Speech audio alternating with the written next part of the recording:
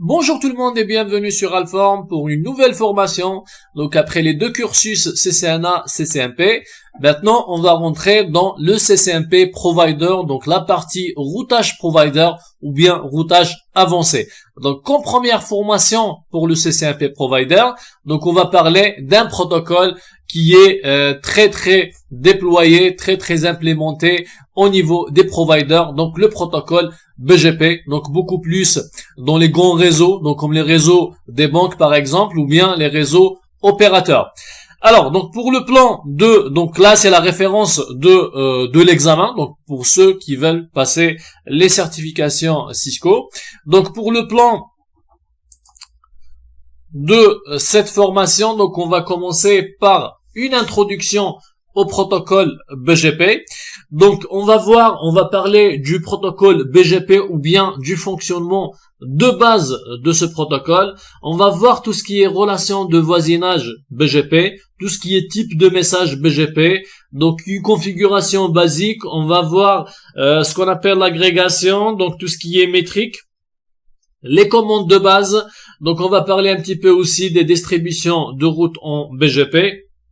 On va voir les fonctionnalités avancées, donc en première étape. Ensuite, on va passer à un deuxième chapitre, donc c'est le Transit AS BGP. Transit AS, donc c'est dans le cas, on va passer par plusieurs AS, donc la notion d'AS, c'est une chose qu'on a déjà vue dans la formation route, ou bien routage avancé avec les deux protocoles UJRP et BGP. Donc on va voir le full mesh BGP, on va toujours faire, bien sûr, on va finir par un lap de configuration. Alors, une partie très importante, donc tout ce qui est outils BGP, donc là c'est très important de comprendre les expressions régulières, donc les filter list, tout ce qui est route map, donc chose pareille qu'on a déjà vu. Après il y a des choses qu'on va découvrir comme les préfixes list, comme les ORF et les routes refresh. Alors, ensuite, on va passer aux attributs BGP. Donc, ce qu'il faut déjà savoir, dès le départ, c'est que la métrique du protocole BGP n'a rien à voir avec les protocoles qu'on a déjà vus avant, comme le protocole OSPF ou bien le protocole UJRP. Donc là, c'est basé sur ce qu'on appelle les attributs. Donc, c'est un petit peu comme un algorithme, donc il va vérifier attribut par attribut. Et pour cela, justement, on a un chapitre pour découvrir tous les attributs BGP. Donc on va voir le weight, on va parler du local préférence, on va voir le self originated, on va parler de l'ASPath, l'origine, et on va finir par le met. Et bien sûr, on va faire un lap pour chaque attribut pour mieux comprendre. Ensuite, la partie peer group, donc chose qui est très configurée, donc pour optimiser la configuration BGP ou bien réduire les pages de configuration BGP. On va voir les routes réflecteurs et on va finir par les confédérations. Donc pareil, des choses qui sont très déployées lorsqu'on a un grand réseau avec plusieurs routeurs. Donc ça, c'est pour éviter le full mesh. Donc tout ça, c'est des choses qu'on va détailler partie par partie ou bien module par module. Alors donc ça, c'est le plan de la formation et bien sûr, on va finir par une conclusion. Alors maintenant, le public concerné. Quelles sont les personnes qui sont concernées par le protocole BGP? Donc, bien évidemment, les administrateurs du réseau, donc lorsqu'il y a du BGP. Ensuite, on a les ingénieurs réseau, donc ceux qui peut-être vont participer dans des projets réseau, donc que ce soit dans la partie déploiement, installation, peut-être même architecture.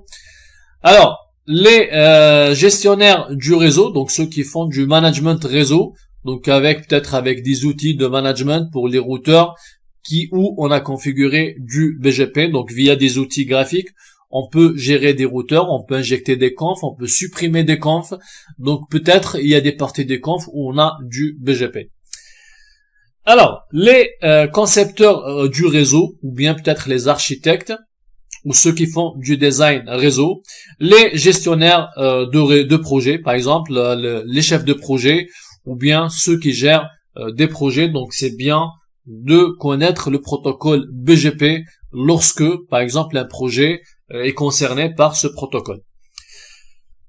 Alors, maintenant, les connaissances requises, ou bien les prérequis pour suivre cette formation. Alors, sur Alform, vous avez la formation route, Donc je vous recommande de suivre d'abord cette formation et surtout la partie BGP. Donc il y a une petite partie BGP dans cette formation en route.